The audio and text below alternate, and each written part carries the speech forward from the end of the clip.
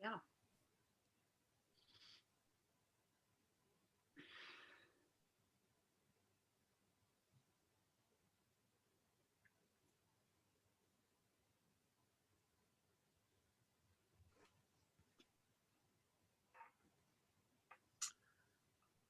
Okay, I think we're here, Helen. Good afternoon, everybody. I hope you're all listening, and I hope you're enjoying your lunch and are looking forward to the weekend. It's just a few hours away.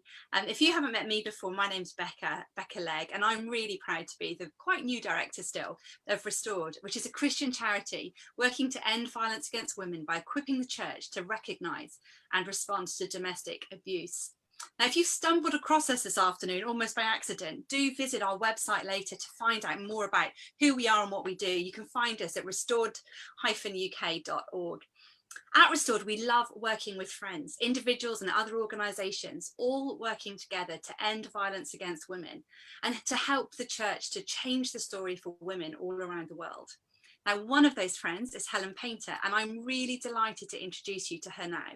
Helen's had an eclectic career. She's been a medical doctor, a church minister, and is now the coordinator of theological education and the director of the Centre of the Study of Bible and Violence at Bristol Baptist College, as well as the author of a number of books, the latest of which we're going to talk about this afternoon. But we'll come to that in just a moment. Helen, thank you so much for joining us today. Thank you for having me. It's lovely to be with you. It's a pleasure. We nearly didn't make it. We had quite some technical difficulties. We shaved it at the last. I shaved it at the last minute, didn't I? It was fighting with the computer. We were nearly all going to have to lip read Helen, but fortunately that didn't pass. So we got that. Helen, you've got quite an incredible career path. I can't imagine how long you've spent studying. But what's brought you on that kind of medical doctor, minister at a church, to where you are now, writing the books that you're writing? How's that journey kind of unfolded in your life? Oh wow, I'll try and make that brief. So I had a kind of niggling sense that I was called to ministry, even while I was a doctor, and for quite a long time. But when my youngest daughter was 2. Had four perhaps, I suppose, later part of the journey, had a really strong sense of call to ministry, and so left my medical career to obey that, and came here to the college to train for ministry. Discovered that I really enjoyed the study side of it as well. So when I finished and went off and was ordained to serve in a local church, I also continued at the college doing a PhD.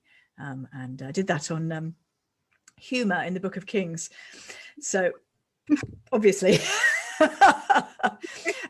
the Book of Kings. Oh, there's loads of it.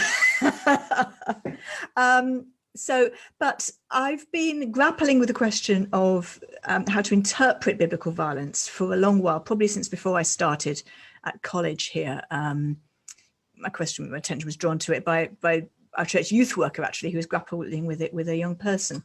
So I've been interested in how we interpret biblical violence for a long time, and have done some writing on it and some thinking about it. But as I got deeper into that, I started discovering so many different ways in which the Bible is what I call weaponized. Sometimes that is the texts of violence in the Bible that are being used, sort of misapplied. Sometimes it's totally unexpected passages where somebody is twisting them from their purpose and using them to justify violence or to harm somebody else. So I've got those kind of twin interests now, and yes, every month that goes by, I think I kind of find new terrible applications of scripture in that way. Oh, that's, and actually I can understand that passion, having worked in a church myself, having studied myself, wanting to help, and being a teacher. I used to be a teacher, history teacher. So I love helping people to understand and to be able to use text well and to be able to really understand who God is apart from anything else. But before we carry on kind of digging into some of that, let's have some simple questions, some quick fire questions to help us know the Helen beneath this, frankly, woman that you appear to be. No, not at all. Not at all. All the different things that you can do. So some easy questions to help us get to know you. What's your favourite season? My favourite season is probably summer. I actually enjoy the changing seasons. I wouldn't like to live somewhere that didn't have them, but I think probably of all of them, summer. Yeah. And this was a cracker, wasn't it? It was, well, wasn't it? weather-wise. Yes. Balance it up. Okay, so here you go. Big test. Chocolate or crisps?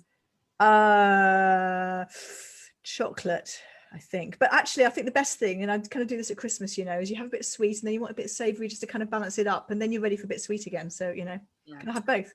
That's true. When I was a child, I had jam and crisp sandwiches. That was very, not anymore. Okay, so what's your favourite type of holiday? What would you do given the chance to do anything?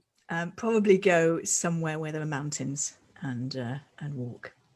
Good choice. I just love mountains. Yeah, I do. They're beautiful. And if COVID had never happened, if it didn't exist, what would a great day off look like for you? Well, I think it would have to involve brunch, time with my family, probably a nice walk, maybe some time in a coffee shop, and then, I don't know, can I have brunch and a meal out in the evening? I don't know, but maybe. So, yeah.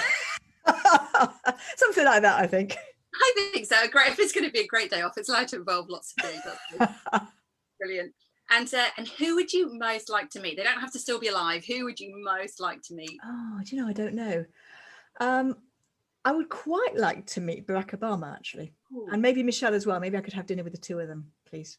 Yeah, I think that's allowed. I think if they're a couple, you're allowed to. Thank you.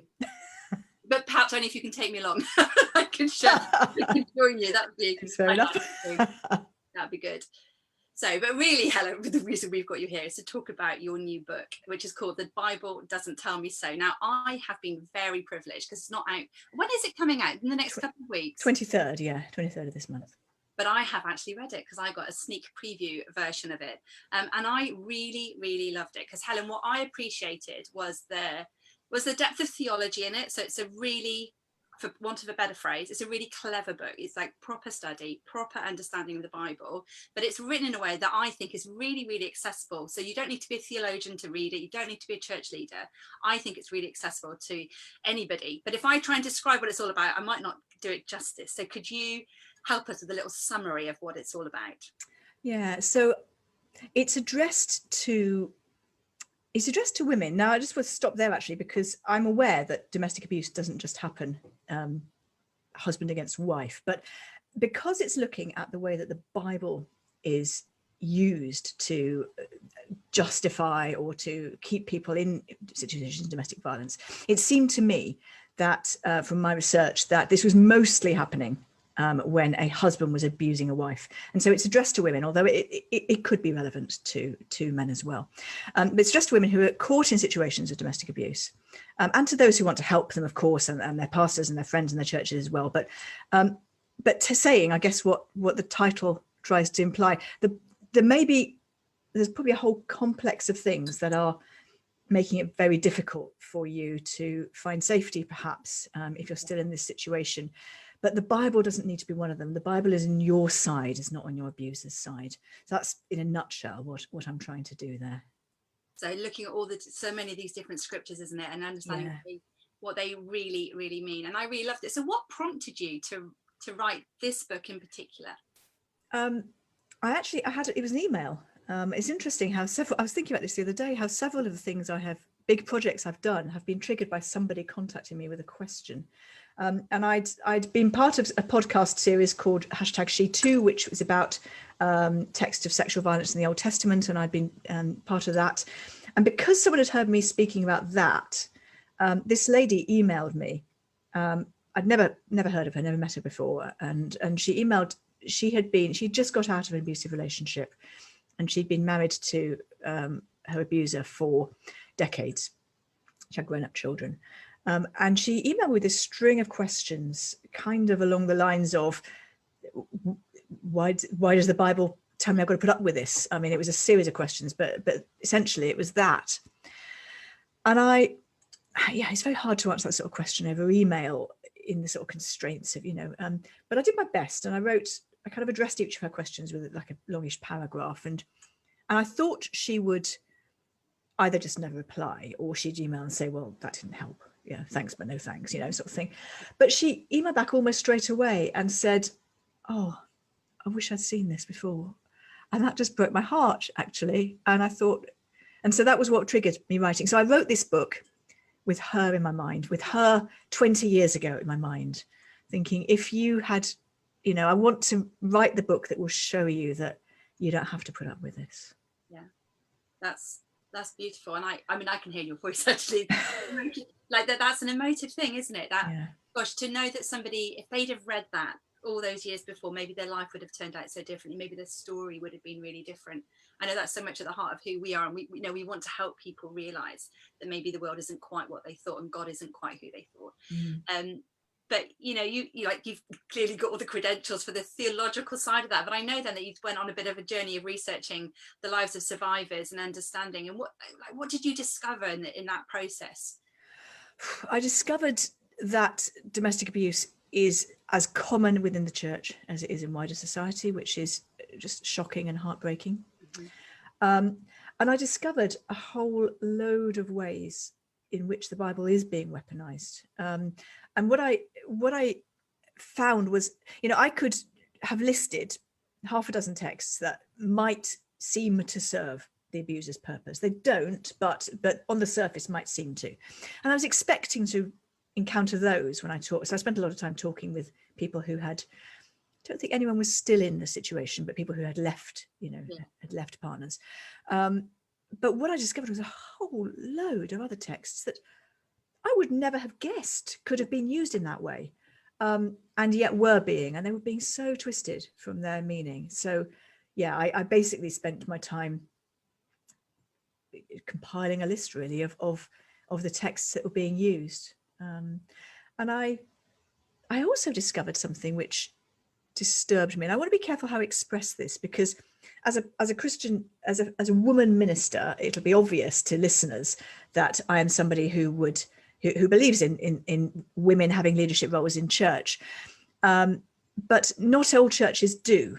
And while I disagree theologically about that, I don't want to fall out with anybody on that matter, and so I've tried within this book to speak really, really respectfully to and about that theology.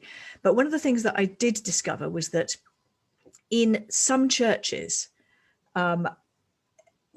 they are, and I heard this language from more than one person, they operate to groom women to accept abuse. And I don't think for a moment anyone's trying to do this. But there is something about the perhaps patriarchy within a church, and perhaps the language that is used, and a whole system of things that are happening that effectively groom women that this has to be endured, and that really shocked me. Yeah, actually, do you know what? It was one of the things that struck me about the book was how well I think you did try and hold that balance and that line, so that actually your book's totally readable by anybody, but it doesn't matter if you're a complementarian or an egalitarian, because I don't think you are offensive to anybody, and you're so generous and gracious in how you talk about that, and so gentle and cautious, that I think it's if anyone's listening and going, oh, I'd just say read it, because it is, it speaks to you wherever you are, and acknowledges that actually whatever your position on women in leadership, actually none of us sit there and go, oh no, but abuse of women is fine. And I think you're like that. How you phrase that is really helpful, because it helps everybody access it, which is brilliant. But within all of that, you've done all of that research. The same kind of research we've done at Restored, and discovered that actually domestic abuse is as prevalent within the church as it is outside of it. And but actually, then as you're looking at the Bible, what would you say? What's God's heart for the abused? What's God's heart for the oppressed? What's the overarching theme of the Bible, I guess, when it comes to that? Oh, the overarching, it begins in Genesis 1 when God speaks to a man and a woman, and says they are in my image. And so right from the very beginning, we discover the value of every person, male or female, and that there is no hierarchy and no inbuilt power structure or dominion in the way that God purposed it. And that heart for women, for everybody, but for women is woven through both testaments, actually. And you look at the way that Jesus dignified the women in the way he dealt with them. So this is a huge theme, but also God's heart for the abused, for the oppressed, for the downtrodden. Jesus only gets angry 2 or 3 times in his life, and the times it's happening are the times when he's seeing people being abused, people being manipulated by others who are exercising power over them. You know, and he talks about that language of, you know, anyone who puts a stumbling block in the way of one of these little ones, it'd better if a millstone was around their neck and they're thrown into the sea. This is strong language. And so as we see God's heart for those who are downtrodden and oppressed, and God's anger at those who abuse them. Yeah. And the injustice of it all as well, isn't it? You know, yeah. I was reading a passage in Amos 5. We've got another friend of Restored, who's been supporting a survivor through the court system. And that's been really traumatic and difficult and terribly unjust.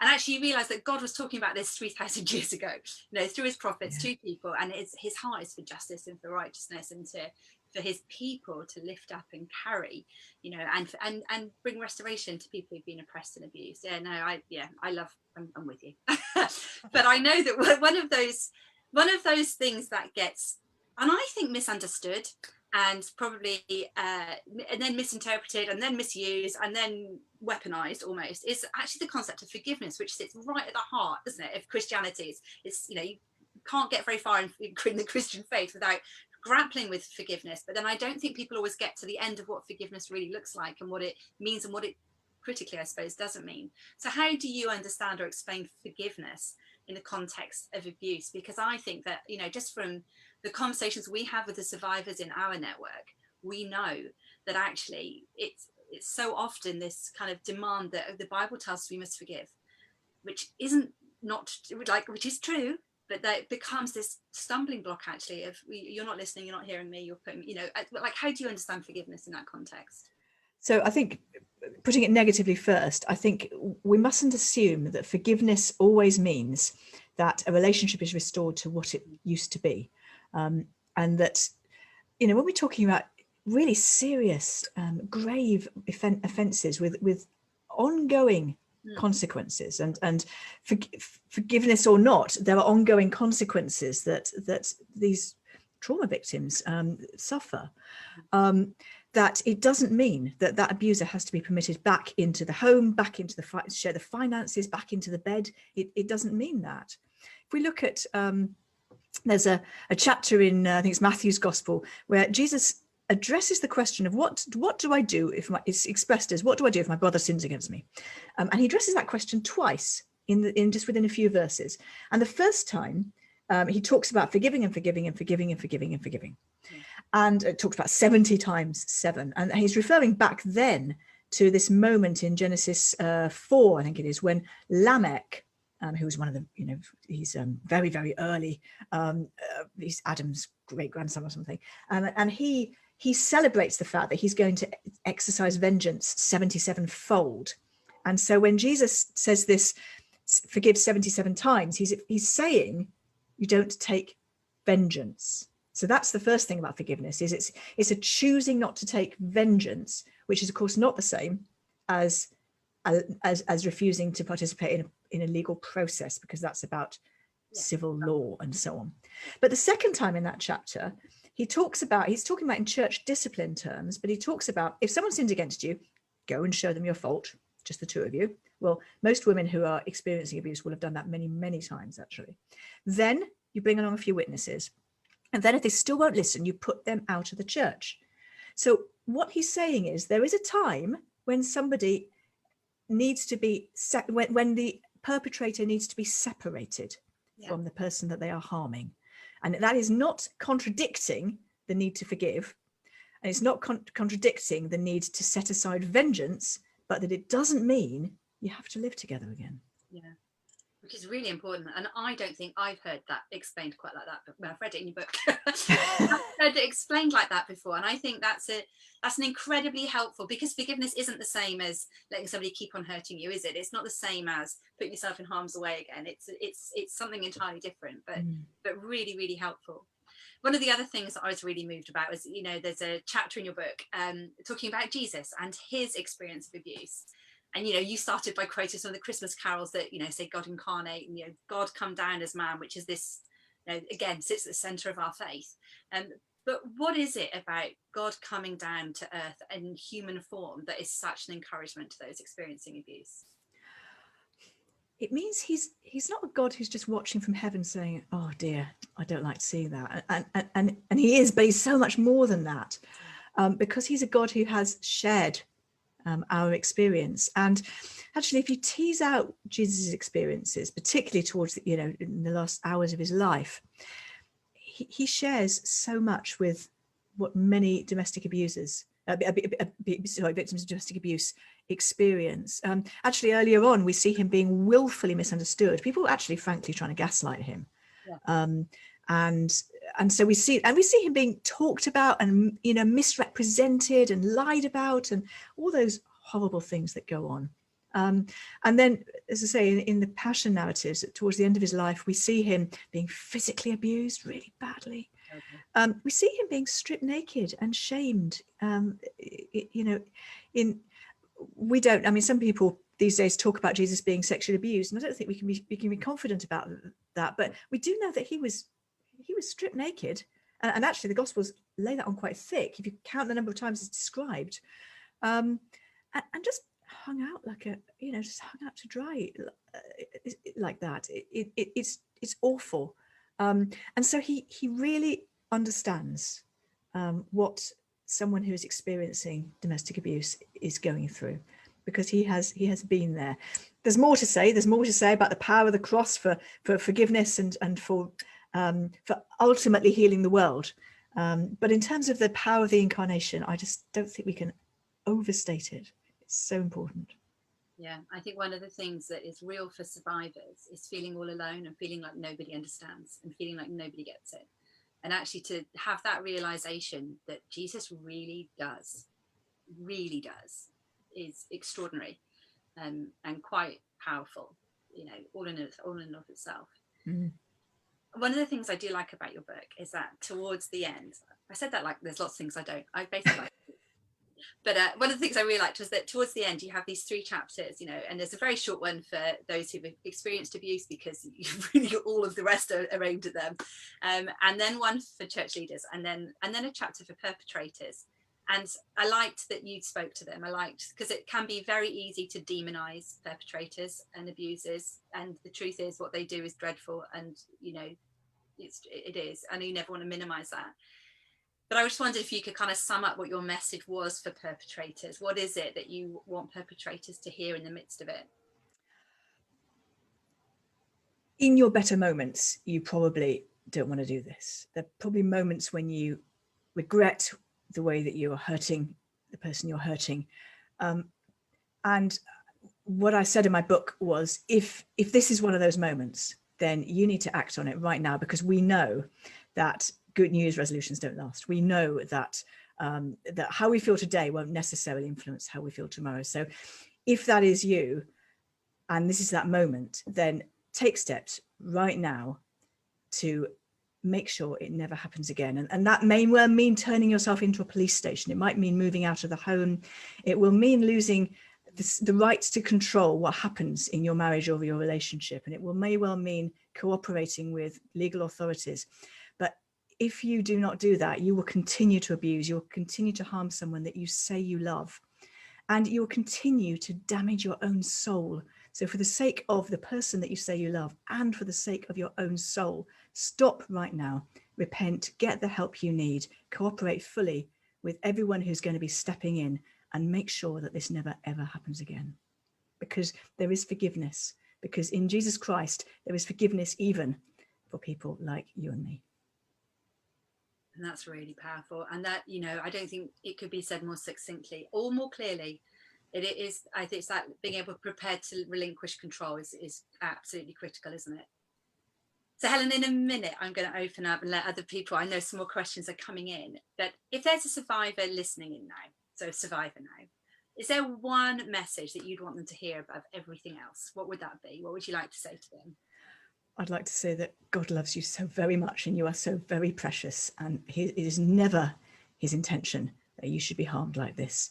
And if there's any way you can make yourself safe, do it wisely, do it carefully, don't rush into things, don't put yourself in danger, but know that you do not have to put up with this. Know that God is on your side and not on the side of someone who hurts you. And may God bless you. Oh, Helen, thank you so much. One last little question from me, actually, before we take questions. If somebody has listened to this and thinks, golly, I'd like to read Helen's book. I know it's not out to the 23rd, but then how can somebody get their hands on it when it is out?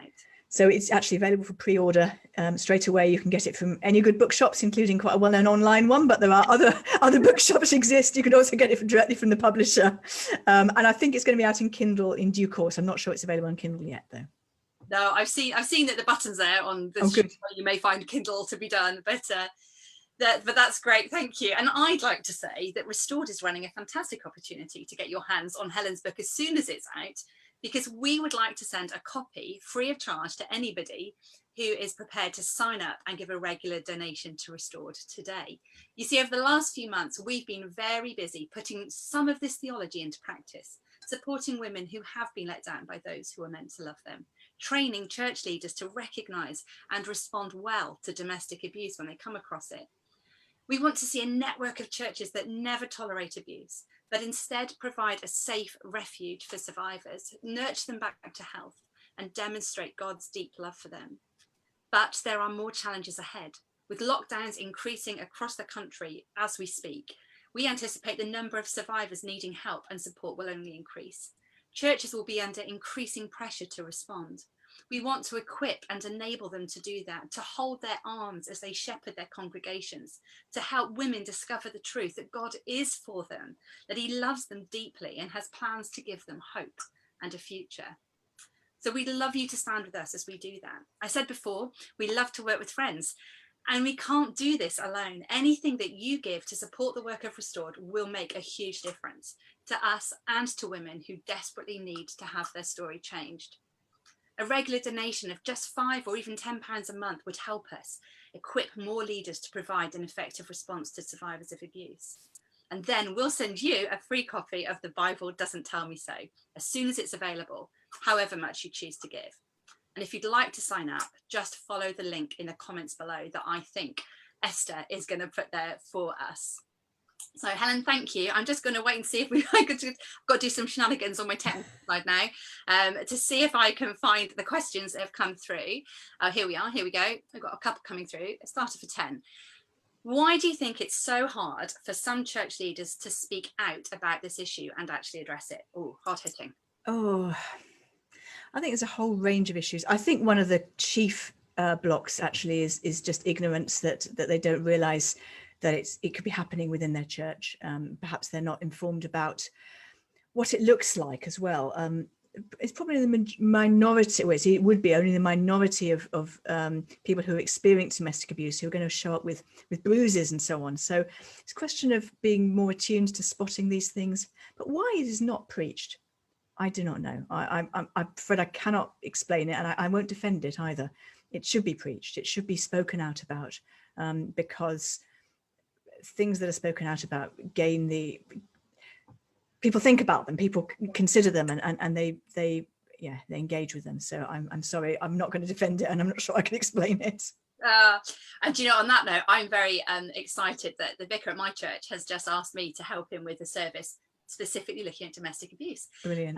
So we're collaborating on, we're working through this, the book of Genesis at the moment.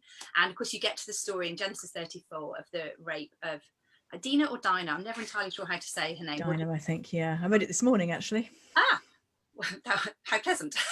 But it's a horrible story, and it often gets skipped over if you're doing a series and you're going through. And he, you know, Tom just very rightly said, I don't want to skip it, Becca. I want us to talk about it, and I want us to talk about violence against women, and I want us to talk about what does this story mean for survivors, and what does this story mean for abusers, and what does this story mean for us. So we're doing that, and you know, so I'm quite excited about doing that. We're recording in a couple of weeks, so I will put that resource on Restored. So if anybody else would like to nick a sermon on it, we can go there, because when you talk about it, you make it stops being taboo, doesn't it? It means it's something, well, if we speak about it, it's something we're allowed to talk about, and then I'm allowed to talk to my church leader about if I've got a problem. Whereas if nobody talks about it, how do we break that barrier and get through and raise it ourselves? So here's another question. I'm trying to read that. So do you think there's a place in church for a special sign to say you need help? Oh, I wonder if they mean like it, like, and so in Tesco's or Boots, I think they had a way that you could put a mark on the receipt and then you could hand it in and somebody would know. I think what do you think about that? I think that could be great. It'd be great. Obviously, it would have to be well understood within the church. It would have to be part of the kind of church culture that. But I think that sometimes church is the only place that someone who's being, really, really controlled. Sometimes church is the only place that they actually are allowed to go to. So it can be the only opportunity for someone to spot what's going on. So, yeah. That's a good idea. I'm going to think about that one a little bit further as we carry on. And I'm not sure. I don't think we've got any more questions. So that is very, I think we've got there and we've done brilliantly. But is there anything else you'd just like to add or throw in that we haven't covered, Helen? There's a psalm that I refer to in my book. I'll just tell a brief story. It's about, I can't remember the number of the psalm offhand, but essentially I was going to a conference. It was about sexual abuse and rape and a whole load of other cheerful things, such matters. And it was on a Friday, and I was preaching on this particular psalm on the Sunday, and I hadn't written my sermon. So I went to this conference and I had printed the psalm out. So that if I had any kind of downtime during the day, I might just kind of have a look at it and just continue to play with it in my mind. And so I sat in this conference all day, listening to these appalling stories, with this psalm sitting face up on the desk looking at me. And the psalm says words to the effect of, it talks about evildoers, as the psalm does, about those who harm others. And then it says, they think God does not see. And it says, I think it calls them fools, and it says, did he who made the eye does he not see? Wow. And as I was, and this text was sort of resonating with everything I was seeing and hearing, and I thought, I know what I need to preach on now. And so I went home and I preached that. I preached about abuse and all sorts of types of abuse. And I just, that refrain really from the psalm, did the one who made the eye, does he not see? He absolutely sees, and you are a fool if you think he is not watching. So yes, if you are an abuser, God sees, and he most certainly sees. But if you are somebody who's experiencing it, God sees you. God sees, and he knows, and he understands. And nothing that happens to you in the darkest place or the darkest moment, nothing is unseen. That's really extraordinarily comforting, isn't it, to know that? Well, Helen, I just want to say thank you really for writing your book, for doing all the study that you've done to enable you to do that, to following that call on God. And, what a huge sacrifice actually, and what a risk to step out and step away from, being a doctor and to go where you are. And I just think that what you're doing and the studies that you're doing, the books that you're writing, the way that you're able to contribute to these kind of conversations is so immensely valuable. So I just want to say thank you for that. And thank you for joining us. Thank you for having me. Thank you for letting us have some of your books so that we can give them away. That's awesome. And yes, I just want to say to everybody, please, if you do get your hands on a copy of Helen's book, it's brilliant. It would help you, wherever your position is, whether you are somebody who's experiencing abuse, whether you're a church leader, whether you're a small group leader or a youth leader, somebody just wants to understand those difficult passages a little bit more and put them into context and understand how to answer some of those difficult questions. It's all totally, it would help with any of those situations. So Helen, I'm going to say thank you, and then I'm going to let you go. Thank you. And we'll see you again soon. All right, take care. Thank you. Bye-bye. Bye-bye.